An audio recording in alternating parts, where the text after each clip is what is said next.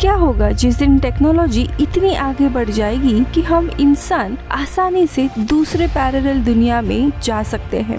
ऐसे ही कंसेप्ट पर आज की कहानी है, जहाँ पर एक मैड साइंटिस्ट 500 से भी ज्यादा अलग अलग पैरेलल दुनिया बनाता है। लेकिन इन सारे पैरेलल वर्ल्ड का एक ही रूल था कि किसी ने भी यहाँ पर फिजिक्स के लॉ तोड़ने नहीं है। अगर कुछ भी गलत चीज होती है तो ये सारे वर्ल्ड अचानक से क्रम्बल होने लगेंगे। इसी बेस्ड पर ये कहानी है, और अगर वीडियो पसंद आता है तो इसे लाइक जरूर कीजिएगा। कहानी की शुरुआत में हम जोई को देखते हैं। आज वो अपने गर्लफ्रेंड ऐश के साथ डेट पर जाने वाला है। हम देखते हैं कि करीब 2 महीने पहले जोई जो अपने बुक स्टोर में बैठा हुआ था, तब वहाँ पे ऐश नाम की लड़की आती है। जोई उसे मदद करने के लिए जाता है। दोनों भी एक दूसरे के साथ फ्लर्ट करने लगते हैं। उसी के बाद दोनों ने डेटिंग करना शुरू कर दिया था। ऐश काफी मिस्टीरियस लड़की थी। उसने अभी तक अपने पर्सनल लाइफ के बारे में जो को कुछ भी बताया नहीं था। खैर, आज जोई ऐश से मिलने के लिए एक कैफे में आता है। ऐश काफी घबराई हुई थी और वो कहती है कि मुझे तुम्हें कुछ इम्पोर्टेंट चीज बतानी है। मैं दरअसल इस दुनिया से नहीं हूँ। लेकिन तभी हम देखते हैं एक आदमी उनके टेबल पर आता है। लेकिन अगले ही पल में हंटर ऐश को गोली मार देता है और वहाँ से निकल जाता है। अब शॉक के बाद वो हंटर का पीछा करने की कोशिश करता है, पर हंटर एक गली में जाकर अचानक से गायब हो जाता है। इस हादसे के बाद जोई काफी डिप्रेस होता है। अपने अपार्टमेंट से कहीं बाहर जाना ही बंद कर देता है। उसका एक दोस्त था ओलिवियर। वो कई बार उसके घर पे आता है, लेकिन जोई उससे नहीं मिलता, इसलिए ओलिवियर वहाँ से चला जाता है। उस रात जोई एक शॉप में जाकर खुद के लिए एक गन खरीदता है और अपनी लाइफ एंड करने की कोशिश करता है। लेकिन जब वो ट्रिगर दबाता है तब कुछ होता ही नहीं है। अब गन को टेस्ट करने के लिए वो सोफा पर गोली चलाता है तो बुलेट्स निकलती है और सोफा में बहुत ही बड़ा छेद होता है। पर जब वो वापस खुद पर गन चलाता है तब फिर से गन काम करना बंद कर देती है। अब जोई फ्रस्ट्रेट होता है, इसीलिए वो विंडो पर गोली मारता है और ग्लास तोड़ देता है। वो ऊंचे बिल्डिंग से नीचे कूद जाता है। अगले ही पल वो हवा में तैर रहा होता है। काफी सारे कांच स्लोमो में उसके आसपास तैर रहे होते हैं। उसे कुछ भी समझ नहीं आता हो क्या रहा है। कुछ समय के बाद वो अचानक से नींद से जग जाता है। अपने आसपास देखता है तो बेड, कांच सब कुछ सही था। तब घर का एआई उसे कहता है कि ऐश के कुछ मैसेजेस आए हैं तुम्हारे फोन पर। जो सुनते ही जोई पैनिक होने लगता है, क्योंकि वो तो मर गई थी, और अपने बिल्डिंग से बाहर आकर भागने लगता है। तब उसे सड़क पर चलती हुए एक औरत का चेहरा अचानक से डिसऑर्डेड होते हुए दिखाई देता है। इसीलिए वो डर कर अब ओलिवर की एडवाइस लेने जाता है। तो ओलिवर कहता है कि शायद ये मैसेजेस ऐश ने मरने से पहले तुम्हारे लिए छोड़े होंगे, तुम एक बार उन्हें पढ़ लो। तो वो एक वीडियो मैसेज था जिसमें ऐश कह रही होती है कि अगर तुम ये मैसेज देख रहे हो तो इसका मतलब यही है कि मेरे साथ कुछ गलत हो गया है, लेकिन तुम्हारे लिए मैंने एक बुक स्टोर में कुछ चीज छोड़ी है, तुम उसे उठा लो। अब जोई भागते हुए अपनी शॉप में आता है। वहीं दूसरी तरफ हम एक बड़े से नेटवर्किंग रूम में एरिका नाम के लड़की और 2 आदमियों को देखते हैं जो जोई पर नजर रखे होते हैं। यहाँ पे जोई बुक स्टोर पहुँचता है और काउंटर वाली लड़की उसे एक छोटी सी किताब देती है जो उसके लिए पार्सल आया था, और वो वहाँ से निकल जाता है। यहाँ पर एरिका अपने कंप्यूटर से कुछ लोगों को मानो एक्टिवेट करती है जो जोई का पीछा करने लगते हैं। उसके साथ एक आदमी एलिवेटर में भी जाता है। तभी जो को ऐश के नंबर से मैसेज आता है कि वो आदमी तुम्हें मारने वाला है। अब डर के मारे जोई अपने अपार्टमेंट में घुसता है, लेकिन वो आदमी फायरिंग शुरू कर देता है। फिर जो अपनी गन से उस आदमी को शूट करता है, लेकिन वो मिस हो जाता है। तभी अचानक से जो की बॉडी अपने आप ही मूव करना शुरू कर देती है और सीधा उस आदमी पर एक गोली चला देती है और वो आदमी उधर ही मारा जाता है। जोई खुद भी काफी कंफ्यूज था कि अभी क्या हुआ। तभी दूसरा आदमी घर के बाहर आता है। अब जोई अचानक से उसके साथ प्रो लेवल बॉक्सर की तरह लड़ने लगता है और एक झटके में उसे मारकर गिरा देता है। ये देखकर वो काफी हैरान था कि हो क्या रहा है। अब वो घर के अंदर आ जाता है और तभी स्क्रीन पर ऐश का कॉल आता है। जो ये देखकर हैरान था और उसे पूछता है कि तुम तो मर गई हो, है ना? तो ऐश कहती है कि मैं तुम्हें सब कुछ समझाती हूँ। और तभी अचानक से जो बॉडी घर के अंदर गिरी हुई थी वो अचानक से गायब हो जाती है। अब ऐश उसको समझाने लगती है और कहती है कि मैं इस दुनिया से नहीं हूँ, मैं दूसरी दुनिया से आई हूँ। मुझे तुमसे कांटेक्ट करने के लिए पूरे एक सिस्टम को हैक करना पड़ा। जिसके बाद वो बताती है कि कई साल पहले टेक्नोलॉजी बहुत ही तेजी से बढ़ने लगी थी। आर्टिफिशियल इंटेलिजेंस इतना एडवांस हो चुका था कि AI, machine learning, deep learning ऐसी काफी सारी चीजें डेवलप्ड होने लगी। तभी हंटर नाम का एक आदमी था जो काफी ब्रिलियंट सॉफ्टवेयर इंजीनियर था, लेकिन हंटर एक पर्सनल प्रोजेक्ट पर भी काम कर रहा था। उसके पर्सनल प्रोजेक्ट का एम था कि वो एक ऐसा डिजिटल यूनिवर्स बनाए, यानी कि एक तरह का वर्चुअल रियलिटी जो बिल्कुल रियल दुनिया की तरह हो। उस डिजिटल यूनिवर्स का सारा डेटा रियल दुनिया से कनेक्टेड हो, लेकिन उसके पास इतना बड़ा सेटअप नहीं था कि वो डिजिटल यूनिवर्स को बना सके। लेकिन तभी हंटर को एक कोडर का मैसेज आता है जो इस प्रोजेक्ट में उसकी मदद करना चाहता था, और दोनों ने भी मिलकर एक अलग डीयू बनाया, यानी कि डिजिटल यूनिवर्स, जो अपने आप में ही एक अलग दुनिया थी। वहाँ पर कार्स थी, बिल्डिंग्स थी, अलग अलग शहर थे, वहाँ पर लोग भी थे जो पूरे इंसानों की तरह ही थे। ये पूरी दुनिया एक कंप्यूटर द्वारा बनाई गई एक ऑनलाइन दुनिया थी, जहाँ पे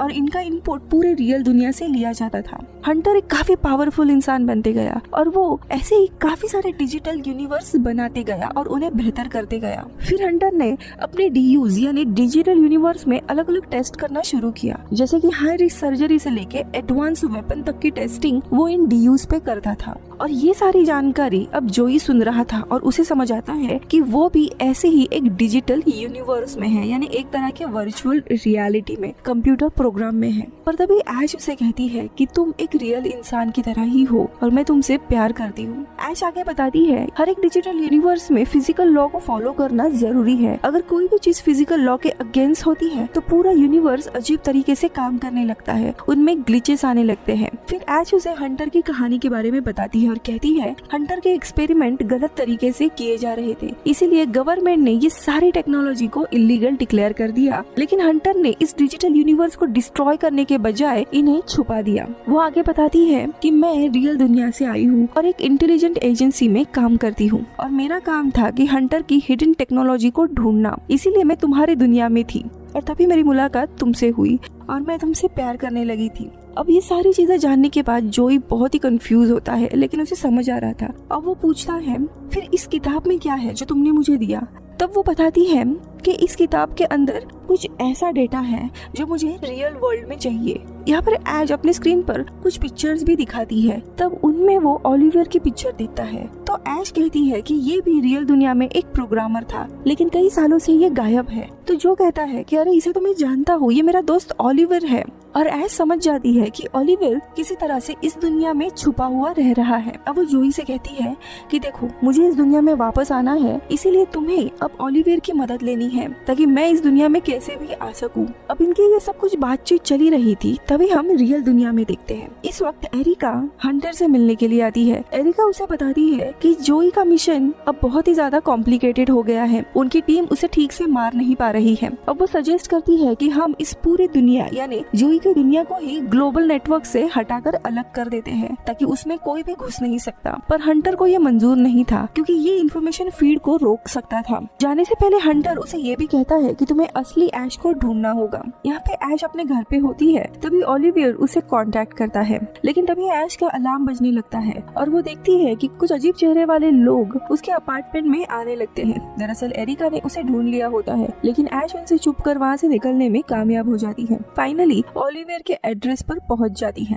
अब घर में दोनों की बातें करने बैठते हैं और ऐश अपना डीयू एक्सपीरियंस उसके साथ शेयर करती है। जोई की बात सुन के वो थोड़ी इमोशनल भी हो जाती है और ओलिवियर उसका प्यार देखकर उसकी हेल्प करने के लिए रेडी हो जाता है और उसे अपने एक पुराने बिल्डिंग के बारे में बताता है जहाँ पर अब से वो छुप सकती है। अब थोड़े टाइम के बाद ओलिवियर ऐश को डीयू में वापस भेजने का रास्ता निकालता है और ऐश फिर से जोई से मिल पाती है। वहीं हंटर अपने कंप्यूटर पर कोड को चेंज होते हुए नोटिस करता है। वहीं यहाँ पर हम जोई को देखते हैं जो अपने नॉट रियल होने के कारण काफी कंफ्यूज होता है, लेकिन ऐश उसे यकीन दिलाती है कि वो रियल है और उसे किस करती है। लेकिन उनके बीच का ये मोमेंट ज्यादा देर तक नहीं टिकता क्योंकि ऐश अचानक से डिजिटल यूनिवर्स से बाहर खींची चली आती है, जहाँ पर ओलिवर उसे बताता है कि हंटर उनके पीछे है और इसीलिए ऐश को भागना पड़ेगा। रियल वर्ल्ड में एक मास्क मैन ऐश का पीछा कर रहा होता है। ऐश एक गली में छुपने की कोशिश करती है और जब वो आदमी उसके पास आता है तो दोनों के बीच में लड़ाई होने लगती है। तो एक और आदमी उसके सामने आता है और उसे मारकर बेहोश कर देता है। जब ऐश को होश आता है तब वो हंटर के ऑफिस में होती है। दूसरी जगह हम जोई को देखते हैं जो काफी डरा हुआ था और ऐश कहाँ गायब हुई ये देखने के लिए वो ओलिवर से मिलने जाता है। तो ओलिवर उसे एक जगह शांत बिठाता है और सारी चीजें एक्सप्लेन करने लगता है। वो कहता है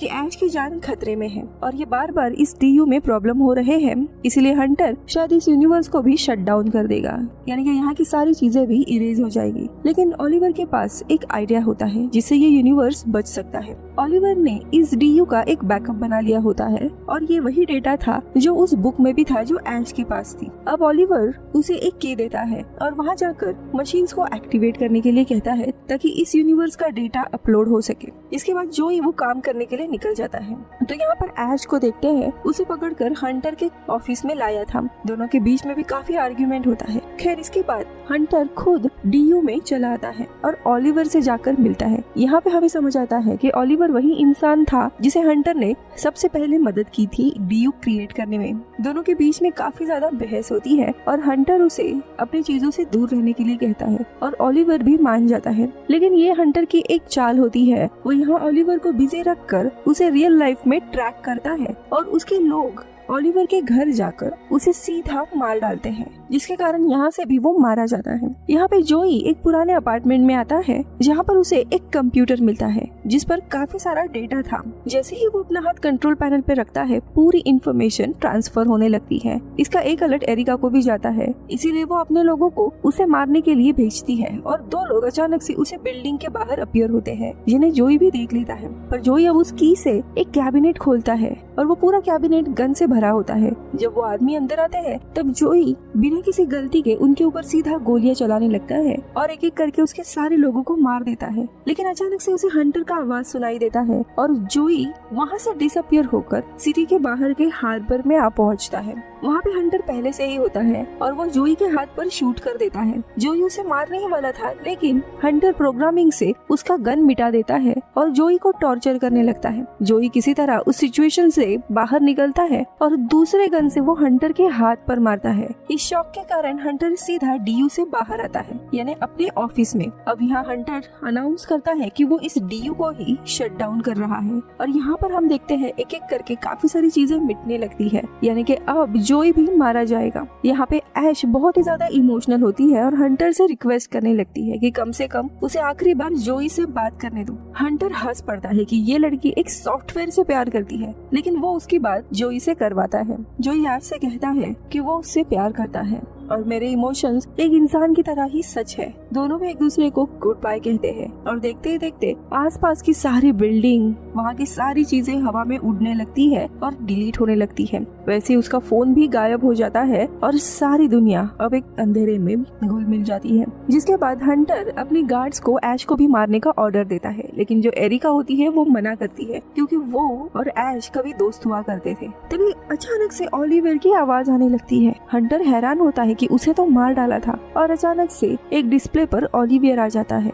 वो कहता है कि तुम एक मूर्ख हो और एक मूर्ख ही रहोगे। जिसके बाद ओलिवियर उसे समझाने लगता है, तुम भूल रहे हो कि मैं भी डीयू का क्रिएटर था, इसीलिए मैं डीयू को चेंज कर सकता हूँ। मैंने डीयू के अंदर काफी सारे अलग अलग यूनिवर्स ऑफ लेयर्स बना दिए थे, यानी अलग अलग यूनिवर्स थे। तुमने जिस ओलिवियर को मारा था वो ओरिजिनल नहीं था, वो मेरा ही एक दूसरा वर्जन था। मैं अभी भी जिंदा हूँ। तब तक वहाँ पर कुछ पार्टिकल्स इकट्ठा होने लगते हैं और देखते ही देखते वहाँ पर जोई बन जाता है और वो बिल्कुल जिंदा हो जाता है। उसके हाथ में गन भी आती है और वो तुरंत गार्ड को गन पॉइंट पे रखता है। एरिका फिर उस गार्ड को मार देती है, जिसके बाद हंटर की तरफ वो गन पॉइंट करता है और उसे भी डराते हुए सीधा बिल्डिंग के नीचे जंप करने कहता है। इसके बाद वो हंटर को भी गोली मार देता है और वो बिल्डिंग से नीचे गिर जाता है और फाइनली जोई ऐश से मिलता है। अब कुछ दिन बीत जाते हैं। जोई अब इस रियल दुनिया में आया था, लेकिन वो यहाँ पे कैसे आया ये उसे अभी तक पता नहीं था। इस दुनिया में वो एडजस्ट हो रहा था। एक दिन ये दोनों भी ओलिवियर से मिलते हैं और जोई उससे पूछता है कि मैं इस असली दुनिया में आया कैसे, और तब ओलिवियर उसे समझाता है कि ये सारी चीजें, यानी कि तुम जो चीजें देख रहे हो वो कोई रियल दुनिया नहीं है, वो डीयू ही है। यानी कि जोई जिस दुनिया में आया था वो भी रियल वर्ल्ड नहीं था, बल्कि एक डिजिटल यूनिवर्स ही था और उसने जोई के कोड को कॉपी करके करके ऐश के डिजिटल यूनिवर्स में पेस्ट कर दिया था और इसी के कारण जोई यहाँ पे अपीयर हुआ था। अब ये सुन के ऐश भी हैरान होती है कि ये रियल वर्ल्ड नहीं है और वो खुद भी जोई की तरह ही एक कंप्यूटर की दुनिया में है, लेकिन एट द एंड उसके पास जोई था, इसीलिए वो खुश थी। और ये मूवी इधर ही खत्म हो जाती है। आपको ये मूवी कैसी लगी मुझे कमेंट्स में जरूर बताना। इसे गरीबों का मैट्रिक्स मूवी भी कहा जाता है क्योंकि इसका कंसेप्ट भी कुछ मैट्रिक्स की तरह ही बेस्ड था।